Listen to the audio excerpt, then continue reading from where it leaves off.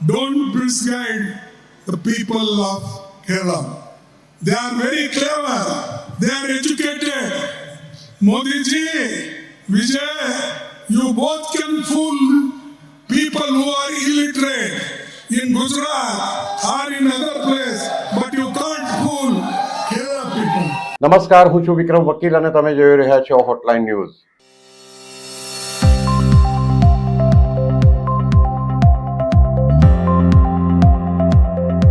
ગ્રહણ સમયે સાપ નીકળે એવી કહેવત છે આપણે ત્યાં.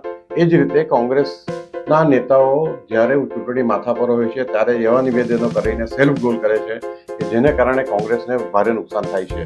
તમે યાદ કરો, થોડા વર્ષો પહેલા મણિશંકર અય્યરે લોકસભાની ચૂંટણી પહેલા એવું નિવેદન કરેલું, नरेंद्र मोदी ने नीच कहा था. आप मुझको लगता है कि ये आदमी बहुत नीच किस्म का आदमी. નિવેદન ને પકડીને મોદીએ આખા દેશમાં એવો પ્રચાર કર્યો હતો કે એમની જ્ઞાતિને આધારે એમને નીચ કહ્યા છે.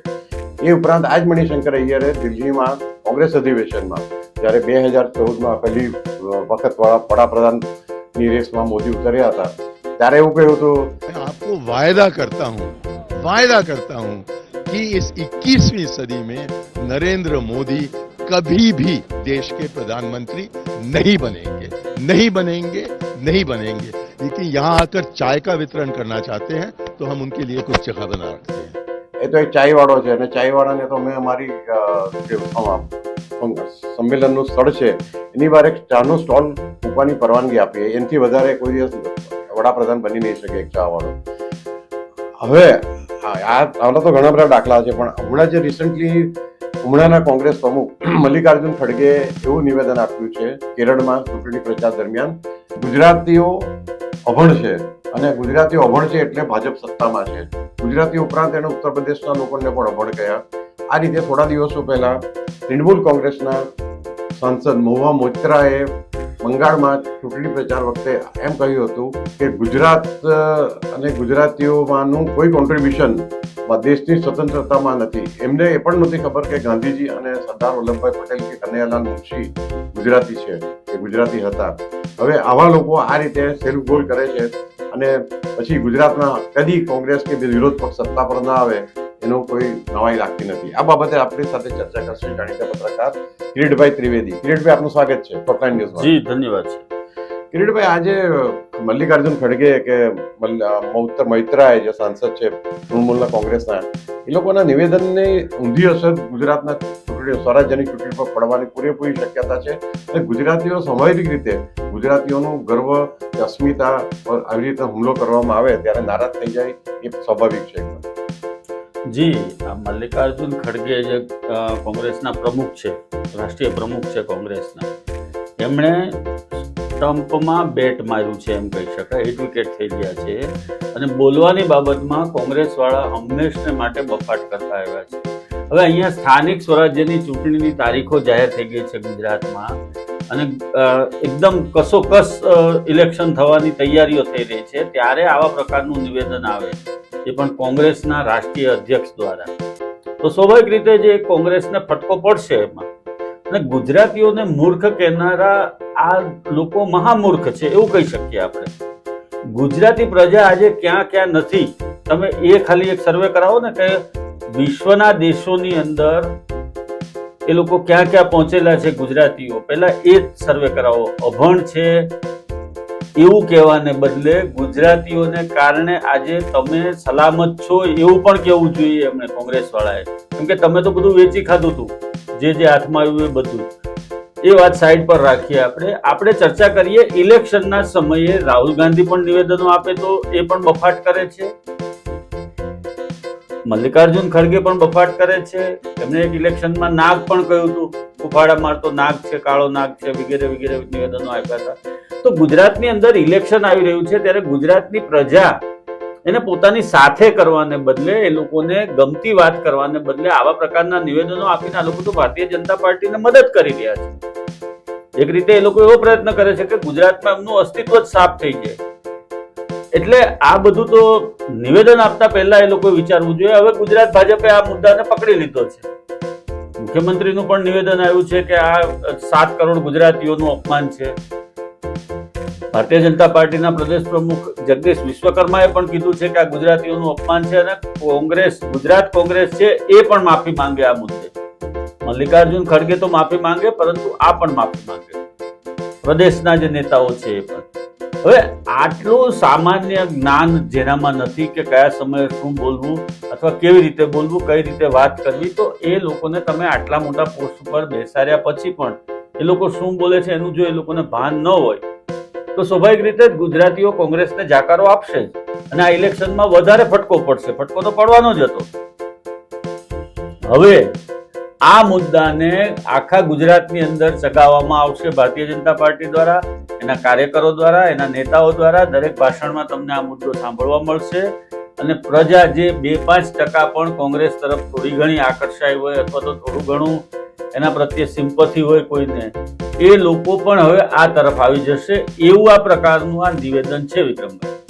જી કિરીટભાઈ, અને કોઈ પણ શાણો રાજકારણી હોય અથવા તો સામાન્ય બુદ્ધિનો રાજકારણી હોય તે પણ કોઈ આખી સમાજને વિરુદ્ધ કરી નાખે એ પ્રકારના નિવેદનો ચૂંટણી સમયે નહીં, સામાન્ય દિવસોમાં પણ નહીં આપે. આ જે નિવેદન છે, તમે કોઈ એવું કહી શકો ગુજરાતના કોઈ પણ રાજકીય નેતાએ કોઈ દિવસ એમ કહ્યું કે બંગાળના લોકો તો આવા છે, કેરળના લોકો આવા છે કે મધ્યપ્રદેશના લોકો આવા છે? તમે આ કલ્પના નહીં કરી શકો. આ જ્યારે આ મલ્લિકાર્જુન ખડગે હવે ઉંમર પણ એમની 84 વર્ષની થઈ ગઈ છે, જ્યારે એમને રિટાયર થઈને ઘરે બેસવું જોઈએ, કારણ કે શારીરિક રીતે પણ સ્વસ્થ નથી ને આ નિવેદન પછી લાગે છે કે માનસિક રીતે પણ સ્વસ્થ નથી. તો આવા નેતાઓ હોય ત્યારે ગુજરાત કોંગ્રેસના નેતાઓ ગમે એટલી મહેનત કરશે. હું તો એમ માનું છું કે તુષાર ચૌધરી કે અમિત ચાવડા જેવા નેતાઓએ આ નિવેદનથી પોતાની જાતને અલગ કરીને કહેવું જોઈએ આ એમનો અંગત વિચાર છે, અમે આ વાત સાથે સંમત નથી. પણ એવું મોરલ ગટ્સ કે એટલા હિંમતનું કામ કોઈ કોંગ્રેસના નેતા કરે નહીં, કારણ કે તરત જ રાહુલ ગાંધી નારાજ થઈ જાય ને રાહુલ ગાંધી નારાજ થાય તો એમનું પત્તું કપાઈ જાય. આ બધું પાછળ મને લાગે છે મુખ્ય ભેજું અથવા તો મૂર્ખામી, ભેજું કહેવાય મૂર્ખામી રાહુલ ગાંધીની છે. રાહુલ ગાંધીએ જ એમને આવું કહ્યું છે કે તમે આવું બોલો, અને કારણ કે રાહુલ ગાંધીને સમજણ નથી પડતી ક્યારે કેવા નિવેદન આપવા કે શું બોલવું, એટલે બીજા રાજ્યના લોકોને વાલા થવા, આ કિસ્સામાં કેરળના લોકોને વાલા થવા ગુજરાતીઓને ડાઉન કરવાનો પ્રયત્ન કરવામાં આવ્યો. અને હજુ સુધી 24 કલાક થઈ ગયા છતાં મલ્લિકાર્જુન ખડગે કોઈ આ બાબતે ખુલાસો પણ નથી કર્યો. ચોક્કસ વિક્રમભાઈ, બીજી એક વાત એ પણ છે કે તમે એક આખી જાતિને, આખી એક પ્રજાને, ગુજરાતી પ્રજાને તમે આ રીતે તમે સરખાવો. અભણ કહેવાય એટલે શું? આ 21મી સદી છે. તમે મેડિકલ રિસર્ચથી માંડીને મેડિકલ ના સાધનો બને છે ત્યાંથી માંડીને મેડિકલમાં વપરાતા કપડાથી માંડીને કાપડ ઉદ્યોગથી માંડીને ખેતીથી માંડીને કોઈ પણ ઇન્ડસ્ટ્રીની અંદર તમે અન્ય રાજ્યો સાથે ગુજરાતની સરખામણી કરો. અભણ પ્રજા હોય તો આટલા બધા બિઝનેસ કઈ રીતે કરી શકે? તમે એની સરખામણી કરો. આખા દેશની અંદર સૌથી વધારે માથાદીઠ આવક ધરાવતું શહેર એ સુરત છે, મુંબઈ નથી, યાદ રાખજો, સુરત શહેર છે. આપણે ત્યાં વાર્ષિક આવક, માથાદીઠ આવક 4.5 લાખ રૂપિયા છે. તો આ ગુજરાતીઓને તમે અભણ કહો છો તો તમે મૂર્ખ છો, તમે મૂર્ખામી નોંધાવી રહ્યા છો. ને ઇલેક્શનના સમયમાં બંગાળની વાત અલગ છે. બંગાળની અંદર પેલા બેન જે તમે કીધું મોઇત્રા, હા, તો એ મહુવા મોઇત્રા બોલી કે ભાઈ ગુજરાતની અંદર ગુજરાતનું કોઈ યોગદાન નથી આઝાદીની અંદર. તો એ એના ઇતિહાસનું અજ્ઞાન છે. ગુજરાતના અથવા તો દેશના ઇતિહાસ વિશે એ બહુ જાણતા નથી. પરંતુ આ 84 વર્ષની ઉંમરે મલ્લિકાર્જુન ખડગે જો એક આખી પ્રજાને, કે જે પ્રજાને ચંદ્રકાંત બક્ષી જેવા લેખકે મહાજાતિ ગુજરાતી કહી છે, તમે મોરારજી દેસાઈથી માંડીને કેટલું બધું યોગદાન છે, તમે એ બધું ઇતિહાસની વાત આપણે તમે જુઓ તો સરદાર વલ્લભભાઈ પટેલ, મહાત્મા ગાંધી, કનૈયાલાલ મુનશી, આવા કેટલા નામો તમે ગણાવી શકો. અને અત્યારે ગુજરાતી, સવાયા ગુજરાતી છે. આખા વિશ્વની અંદર એની વાતની નોંધ લેવાય એવા ગુજરાતીઓ પણ છે. અને તમે આવી એક જાતિને, આખા રાજ્યની જાતિને આ પ્રમાણે અપમાનિત કરો અને પછી તમે રોરડા રડવા બેસો કે તમને વોટ નથી મળતા, કોંગ્રેસને વોટ નથી મળતા. કોંગ્રેસને પ્રજા આવા કારણોસર જ જાકારો આપે છે. એટલે આ બધા જ નિવેદનો, હું તો એવું કહું છું કે એક નિવેદનોને જાહેરમાં વખોડવાની જો નૈતિક હિંમત હોય ગુજરાત કોંગ્રેસના નેતાઓમાં તો એ લોકોએ બોલવું જોઈએ. આપણે ખરેખર એ વાત સાચી છે. એ લોકોએ કહેવું જોઈએ કે ભાઈ તમે ગુજરાતીઓ વિશે આવું ન બોલી શકો. ગુજરાતની અંદર આવેલી IIM વિશ્વની સૌથી મોટી મેનેજમેન્ટ સંસ્થા છે. તમારા કદાચ ધ્યાન પર ન હોય તો એ પણ તમને જણાવી દઈએ. ગુજરાતની યુનિવર્સિટીઓના રેન્કિંગ તમે જોઈ લો. દેશની અંદર ગુજરાતની અંદર જે મેડિકલની સુવિધાઓ મળે છે અન્ય રાજ્યોની સરખામણીએ એ જોઈ લો.